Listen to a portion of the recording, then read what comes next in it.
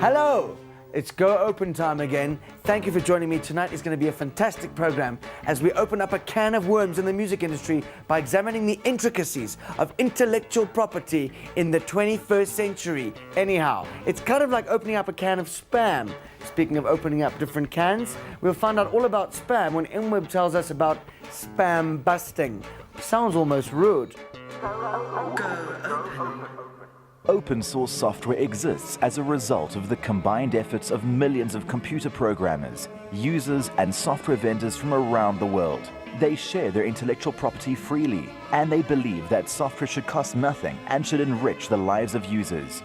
Open source software is the alternative and biggest challenger to closed source or proprietary software. It generally costs the user nothing. It can be distributed freely to anyone. Download it, use it, modify it, and give it away. It's a whole new world. Open source is the future of computing. Before we tuck in, remember to please pay attention, because in our competition, we ask you a simple question about the show, and you can win many different things. From LG, a 17-inch flat screen monitor, you can win yourself some DVD drives, jeans from Soviet worth 1,000 Rand, or the HP bundle, a digital camera and a little printer that's really quite sexy. But let's move right along. Copyright or copyleft? It's up to you. You choose. And to help you with that tough decision, we've got DJ Mark. DJ Mark, take it away. When you create something, who owns it? You do, of course. That's what's called copyright. But if you're a commercial musician, you may have signed over those rights to a record company in exchange for them recording you and, of course, promoting you. Coming to you from Johannesburg, South Africa! In a world where knowledge is power, knowing how to keep control of your intellectual property is a must. Lose control and you could lose millions. Retain control and the sky's the limit. Let's take a look at music, one of the most common examples of intellectual property today. A revolution is threatening the music industry as we know it. Maverick artists are refusing to sign to big labels. They're choosing instead to distribute their music on the internet. Meet Mark Friedman, entertainment lawyer extraordinaire. We already know that with the internet, people are able to send MP3s to each other right around the world. Meet Ian Osri, music producer and co-originator of the international hit Kwaito Kwaito. We put Kwaito Kwaito up under the African section, and it became the #1 choice. You release a song, millions of people copy it. Is this actually allowed? What about copyright? Well, by international agreement, copyright is automatically yours whenever you express your intellectual property in any form, be it a poem, a novel, a film, even plans for a house or a song. When you do a deal with a record company, what happens to your copyright? Meet Dion Mars, ex-honcho at Gallo, South Africa, now a consultant in the entertainment industry. If you do an average deal with a major record company, not only do you sacrifice your you retain your intellectual property, but they have the rights to the recording. An artist's career consists of a number of different spheres.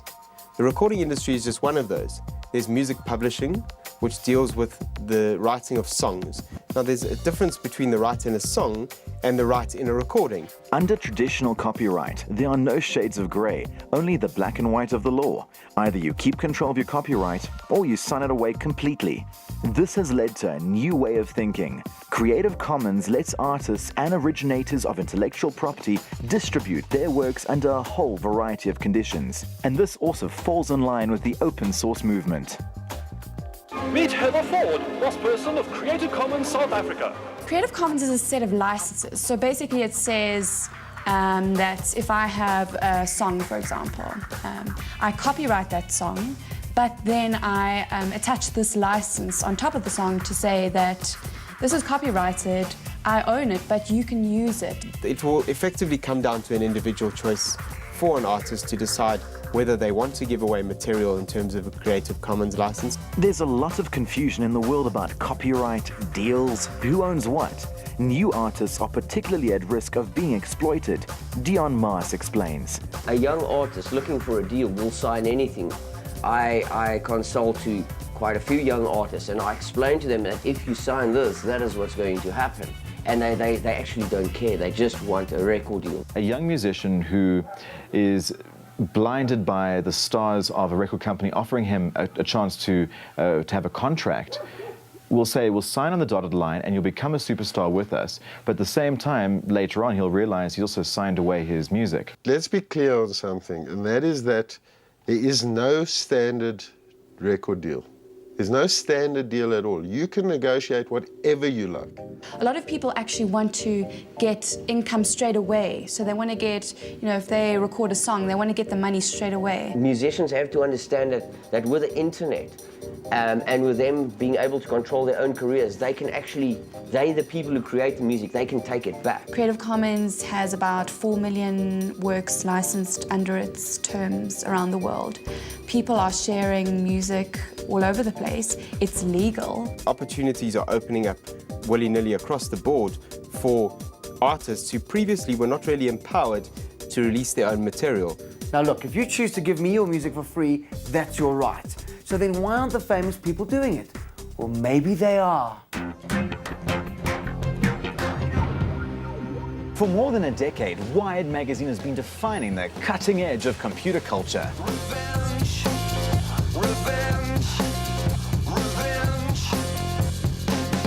And now the knives are out. With the November issue of the magazine, Wired is carving up the entire music industry.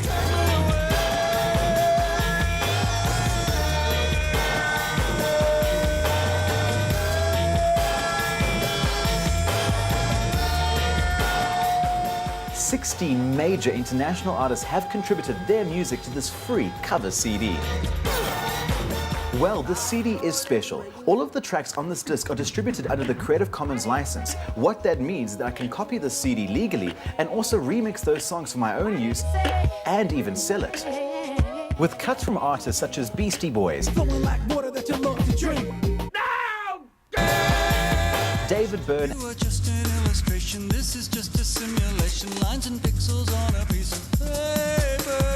and Gilberto Gil. Wired have given us a gift that keeps on giving, forcing the record companies to rethink how they get a slice of the cake. Coming up next, we'll be hearing from the father of the Creative Commons, Larry Lessig.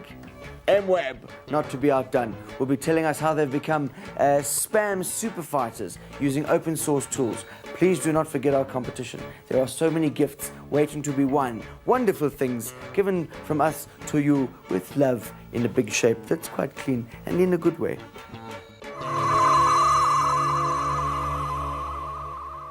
Up to now, copyright law has been quite simple. I either own my own intellectual property or I sign or sell it to someone else. But what happens if I want to make copies of my own work and get it out there so other people can make copies for their friends? There's the rub. What if I want my stuff to reach people who might not necessarily want to pay for it? Well, Larry Lessig, a professor of law at Stanford Law School, big law school, was named one of Scientific American's top 50 visionaries, and he was named that for arguing against interpretations of copyright that could stifle innovation and discourse online. He's the man behind the Creative Commons license. You're known as the father of the Creative Commons. Well, the Creative Commons was actually the idea of Eric Eldred, who is a very important web publisher in the United States, publishing material in the public domain. And what he was concerned about was that increasing copyright restrictions were making it harder for people to make material accessible, even material that has no commercial value at all. Our objective was, let's find a way to make the system function cheaper, more simply, but respecting the underlying copyright.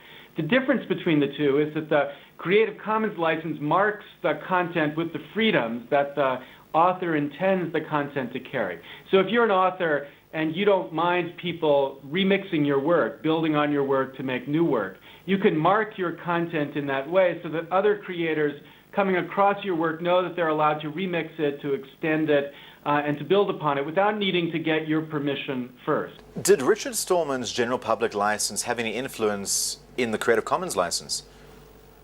Oh, totally. We stole Richard Stallman's idea and built it in the context of culture. Right now the regime is all rights reserved. If you want to do anything, ask permission first, and if you don't, you are a pirate. We want to change that regime to a regime where authors can make it easy for people to understand the freedoms they have with the content. Can you make money if you publish under a Creative Commons license? This more flexible licensing system actually makes it easier for certain kinds of creators to make more money. And I myself, when I published my latest book called Free Culture, my publisher, Penguin Press, suggested we release the book free online under a Creative Commons license at the same time that the book was being sold in bookstores. Over 500,000 people downloaded the book. And most people don't want to read a book on a computer, so that actually increased the number of sales of the book. There was a story with regards to Disney and how they wanted to extend the copyright with regards to the brand Mickey Mouse.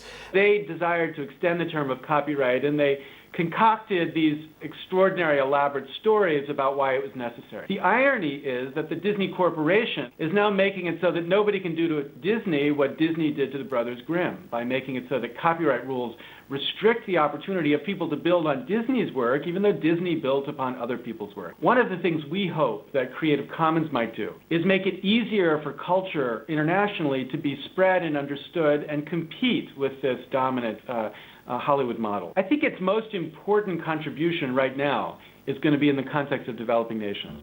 Some rights reserved. I'm quite reserved. I am. Look. Can you see? That's reserved. That's one. I reserve the right not to get spam.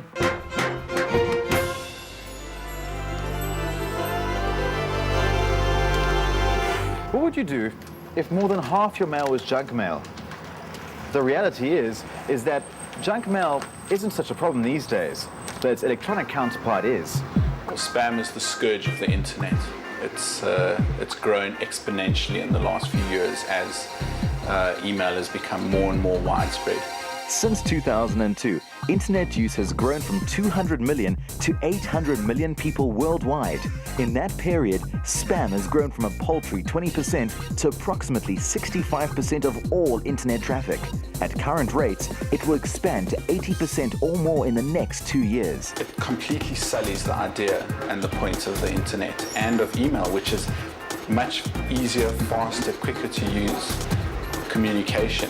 MWeb, one of South Africa's largest internet service providers, has been fighting the phenomenon for many years. We asked them how one falls prey to spam. There are various ways for email addresses to get out into the spam world. There are organizations out there collecting email addresses. They have various spiders and robots on the internet searching websites, looking for places where email addresses are entered, and these are collected. If there's a live body at the other end of an email address, in other words, someone responding to an email, either responding and saying, please don't send me this, or please unsubscribe me, that email becomes a usable email address. So you're telling me if you ask to be removed or unsubscribed, you will in fact be targeted? Yeah, they consider you a live body, and that becomes a very valuable email address. Where's the money? How do these people make money? Because somewhere they've got to be making money, and essentially spam is an economy of scale. You're sending out 500,000 emails. If you get 50 or 60 replies, you can make $50 or $60. In October, spam is estimated to have accounted for 80% of all internet traffic. How long is it before we are buried underneath a mountain of junk? When did MWeb decide that spam was becoming such a problem that they had to enact a policy to prevent it? Well, about 2 years ago, I guess, and the last 18 months in particular, we started seeing anything from 40 to 60% of incoming mail as spam. And we had been for a long time investigating different ways of combating spam. So we had very simple filters in place when spam techniques were still quite simplistic.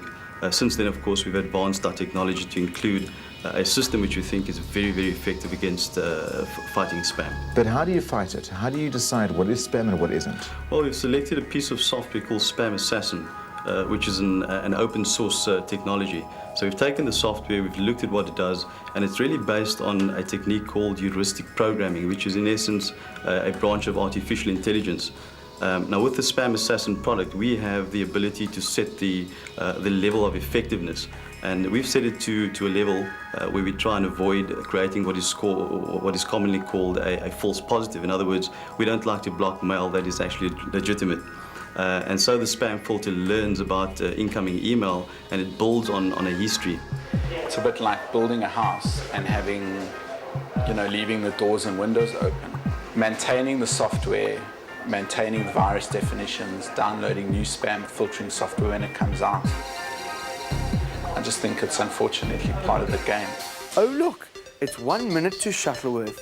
let's go and talk to our resident expert, Mark.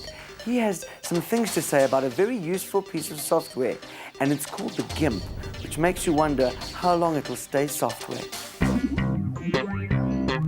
Today we're doing it with another fantastic piece of open source software. This is the GIMP, an image editing application. So you use this to retouch photographs or for creating whole new images, digital images for the web or for design. If you're an artist, then this is the software for you. It's available on Windows and on Linux. Before you ask, the word GIMP stands for GNU Image Manipulation Program.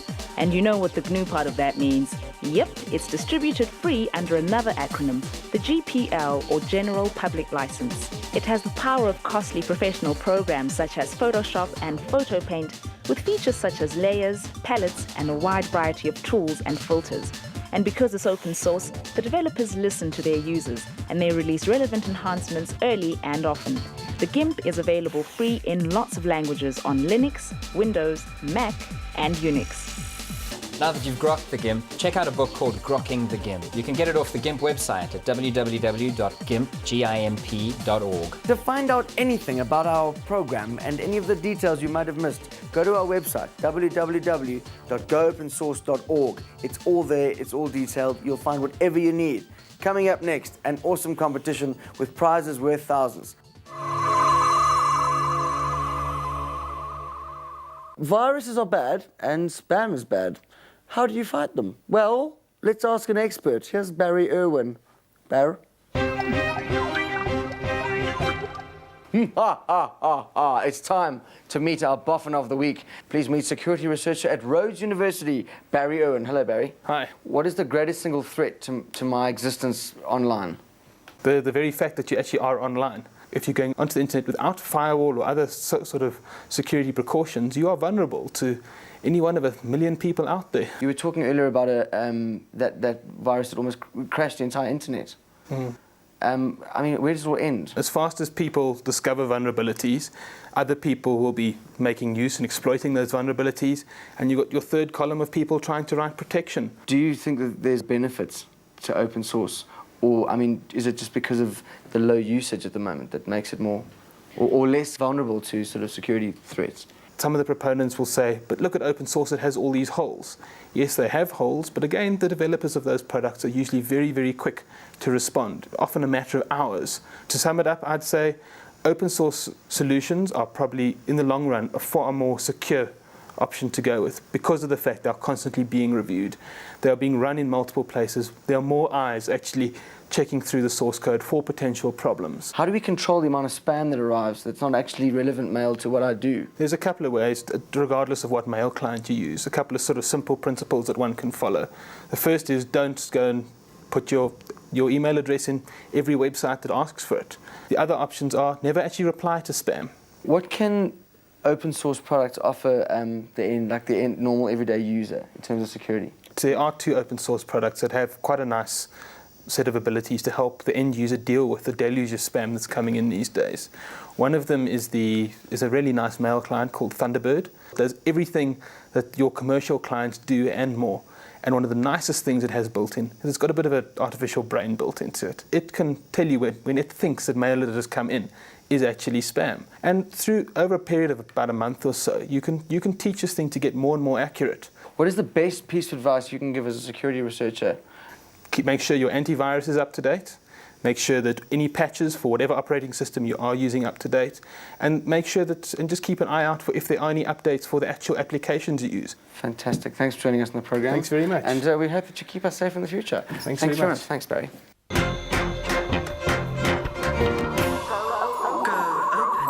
Go Open is all about empowerment, which is why I'm urging you to make a note of the web addresses we're about to show you. The first one is for Creative Commons. You just heard the arguments. Now you can become an intellectual property rights activist. Can you handle that?